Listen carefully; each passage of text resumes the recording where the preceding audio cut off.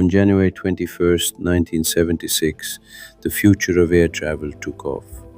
For the first time in history, a commercial passenger aircraft entered regular service capable of flying faster than the speed of sound. It wasn't just another airplane, it was a technological revolution. A machine that could cruise at more than twice the speed of sound, carrying passengers across the Atlantic in less than 3.5 hours. Its name became synonymous with speed, luxury, and engineering excellence. It was called Concorde. Even today, decades after its retirement, no commercial passenger aircraft has matched what Concorde achieved.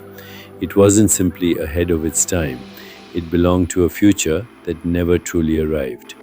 But every legend has a beginning, and Concorde's story started long before it ever left the ground. The 1960s were an era of extraordinary ambition. The space race had captured the world's imagination. Humans dreamed of reaching the moon. Technology was advancing at an unprecedented pace. And in aviation, engineers began asking a bold question. What if passenger aircraft could fly faster than sound? Military jets had already broken the sound barrier, but transporting more than 100 passengers across an ocean at twice the speed of sound presented challenges unlike anything the aviation industry had faced before. At supersonic speeds, the aircraft would face temperatures never experienced by conventional airliners. Engineers quickly realized that ordinary aircraft designs simply wouldn't survive. Every major component had to be redesigned from the ground up. The aircraft's slender fuselage and elegant delta wing were unlike anything the world had ever seen. The delta wing wasn't designed for beauty, it was designed for speed. Its shape allowed the aircraft to remain stable while flying at more than twice the speed of sound. Another remarkable feature was its famous drooping nose. It wasn't built for style. It was built so pilots could actually see the runway. Once airborne, the nose lifted back into its sleek aerodynamic position. Power came from four Rolls-Royce and Snecma Olympus 593 turbojet engines. Together, they produced enough thrust to push Concorde beyond Mach 2. That made Concorde faster than a rifle bullet. Passengers cruised at nearly 60,000 feet. At that altitude, the sky appeared almost black. Flying on Concorde felt unlike any other commercial flight. After years of engineering and testing, the defining moment finally arrived. March 2nd, 1969. For the very first time, Concorde left the ground. The future had finally taken flight. On January 21st, 1976, Concorde officially entered commercial service. At the very same moment, Air France launched its own Concorde service from Paris. For the first time, passengers could travel faster than the rotation of the Earth. A journey that once took nearly 8 hours could now be completed in less than 3.5. Business travelers could leave London in the morning, attend meetings in New York, and return home the very same evening. Flying on Concorde quickly became a symbol of success. It wasn't simply transportation, it was an experience. Celebrities, royalty, world leaders, and some of the wealthiest people on Earth all chose one aircraft because nothing else came close. Inside the cockpit, everything was designed for precision. The Mach meter slowly climbed past Mach 1, then Mach 2. Outside, the sky grew darker with every passing minute.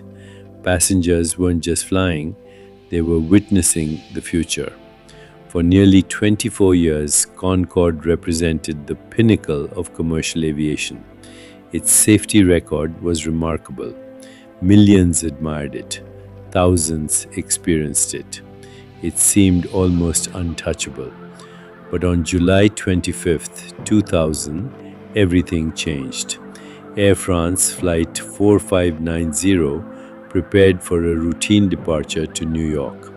Nothing about that morning suggested history was about to be made. The aircraft lined up on the runway. The engines accelerated to full power. Seconds later, disaster struck. A strip of metal left on the runway was struck by one of the aircraft's tires. The tire exploded with tremendous force. Fragments struck the underside of the wing. Fuel began escaping from a ruptured tank.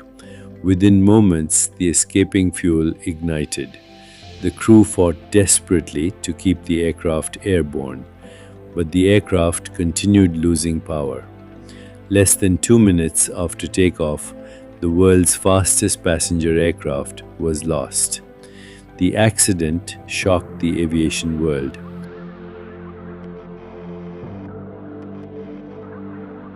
Within hours, investigators began one of the most important aviation investigations in history. Every piece of debris became a crucial piece of evidence. The flight recorders were recovered and analyzed. Investigators reconstructed the aircraft piece by piece. Their conclusion revealed a chain of events no one had anticipated. The accident was not caused by a design flaw alone. It began with a single strip of titanium on the runway. The tragedy changed Concorde forever. Both fleets were immediately grounded. Engineers returned to the drawing board. Fuel tanks were reinforced. New tires were developed. Additional safety improvements were introduced across the fleet. In November 2001, Concorde returned to the skies. The legend had returned. But the world had already begun to change.